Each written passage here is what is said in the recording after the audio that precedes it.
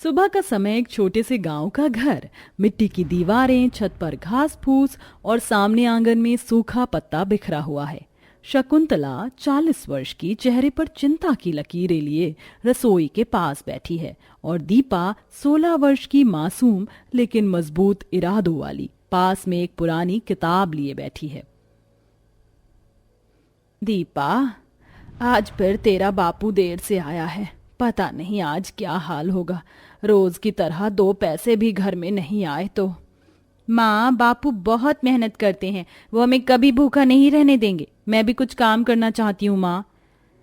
बेटी, तुझे पढ़ा लिखा कर बड़ा आदमी बनाना चाहती थी, लेकिन ये गरीबी हमें कुछ और ही दिखा रही है। चलो थोड़ा सब्र कर लेते हैं, भगवान पर भरोसा है। तभी दरवाजे पर खटखट की आवाज आती है। दरवाजा खोलने पर हरिहर दरवाजे के सामने खड़ा है। उसकी कमीज धूल में लिपटी हुई है, चेहरे पर थकान के निशान और आंखों में निराशा है। शकुंतला, आज फिर से रिक्शे से कुछ खास नहीं कमा पाया। पूरे दिन में सिर्फ 4 सवारी मिली, वो भी आधे पैसे ही दिए।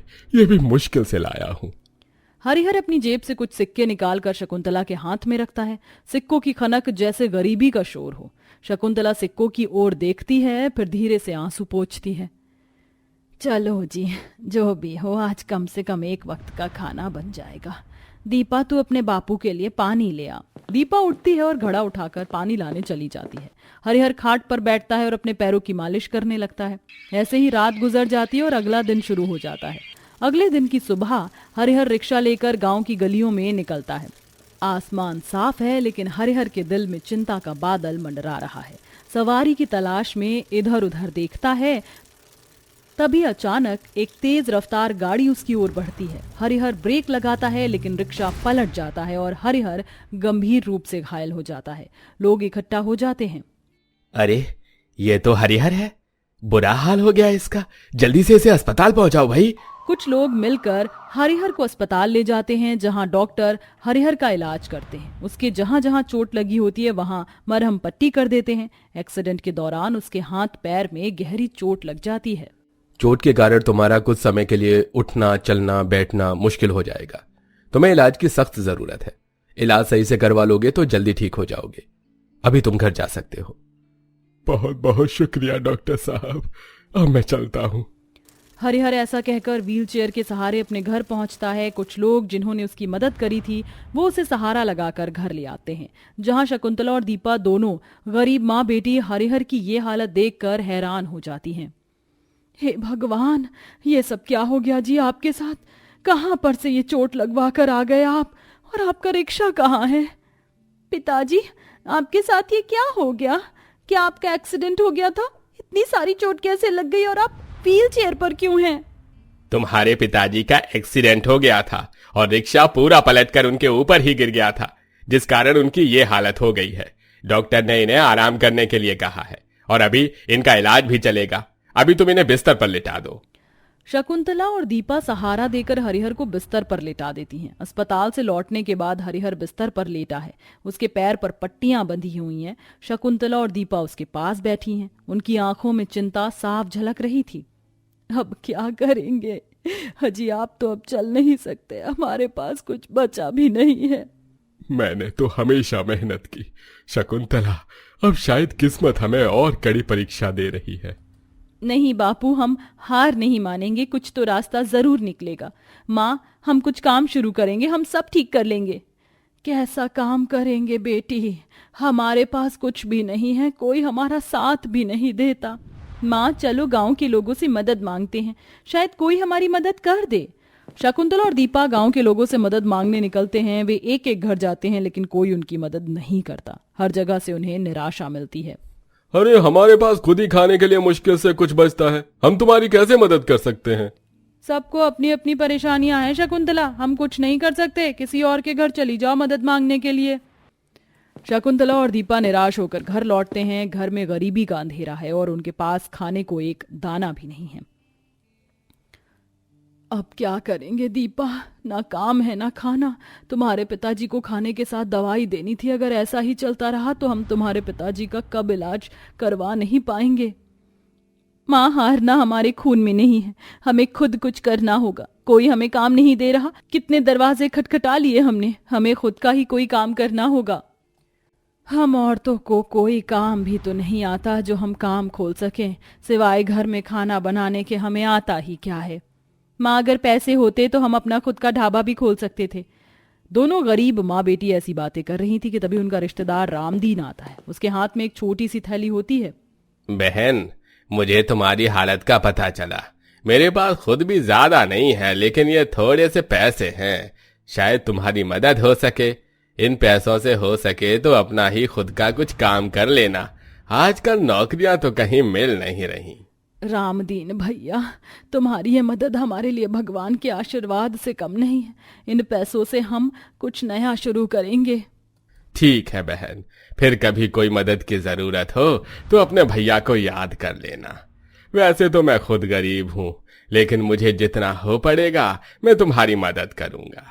रामदीन ऐसा कहकर चला जाता है। कुछ दिन बाद गांव के एक बड़े से पेड़ के नीचे शकुंतला और दीपा ने एक छोटा सा ढाबा खोल लिया। एक पुरानी टेबल, कुछ बर्तन और बगल में एक चूल्हा जल रहा है। शकुंतला रोटियां बना रही है और दीपा लोगों को खाना परोस रही है। उन्होंने अपने ढाबे में छोले, चावल, रायता, पूरी, सब्जी रखी थी और साथ में गर्मा गर्म रोटियां भी।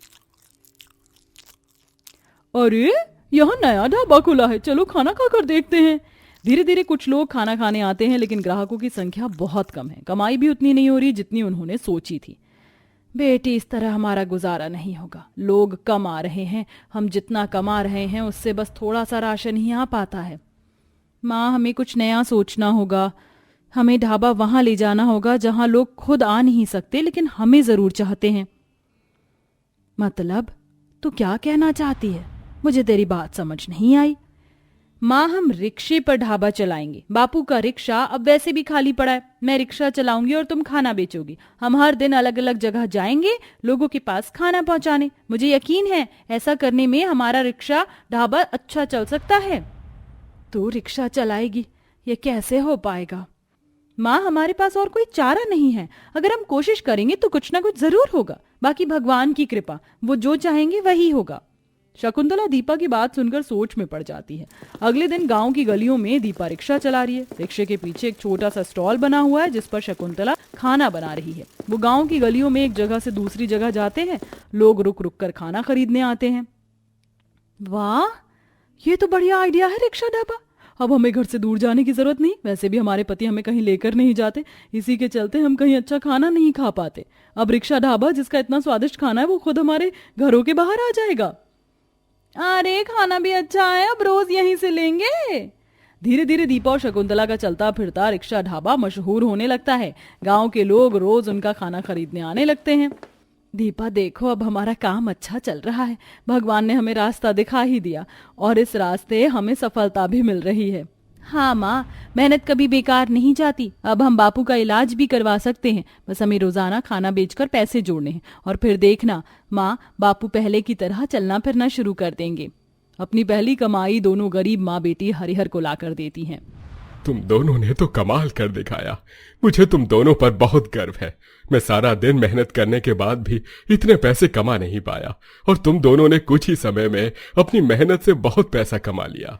मेहनत हमेशा रंग लाती है। अब हमारा रिक्शा ढाबा गली गली जा सकता है और ऐसा कोई घर नहीं होगा जिसने हमारे रिक्शा ढाबा का खाना नहीं खाया होगा। कल मैं आपको हॉस्पिटल लेकर जाऊंगी आपके इलाज के लिए। ये सुनकर हरिहर को खुशी होती है। उसे भी अपने पैरों पर पहले की तरह चलना था। अगले दिन शकुंतला और दीपा रिक्शा ढाबा चलाकर गांव-गांव लेकर जाती हैं और पैसे कमाकर हरिहर को अस्पताल में दिखाने के लिए लेकर आती हैं। ऐसे ही मेहनत के साथ साथ वो दोनों मिलकर हरिहर का इलाज करवाती हैं और बहुत जल्द हरिहर पहले की तरह ठीक हो जाता है। दोनों माँ बेटी बहुत खुश होती हैं। आखिरकार उन्होंने जो सोचा था उन्होंने वो कर दिखाया। यही नहीं, ठीक होने के बाद हरिहर भी अपनी बेटी और पत्नी की मदद करता है। इस तरह उनकी धीरे धीरे सारी परेशानियां खत्म होने लगती हैं और वह खुशी खुशी रहने लगते हैं। दोस्तों, क्या आपने कभी किसी चलते फिरते ढाबे से खाना खाया है? अगर खाया है तो आपको उसका स्वाद कैसा लगा? आप हमें कमेंट करके जरूर बताएं और इस कहानी से आपको क्या सीख मिली और गरीब माँ बेटी की इस हिम्मत से आप भी प्रेरणा लीजिए और आज भी अपने लिए कुछ कदम उठाइए। आपको सफलता जरूर मिलेगी और ऐसे ही शानदार कहानियां हमारे चैनल पर देखते रहिए।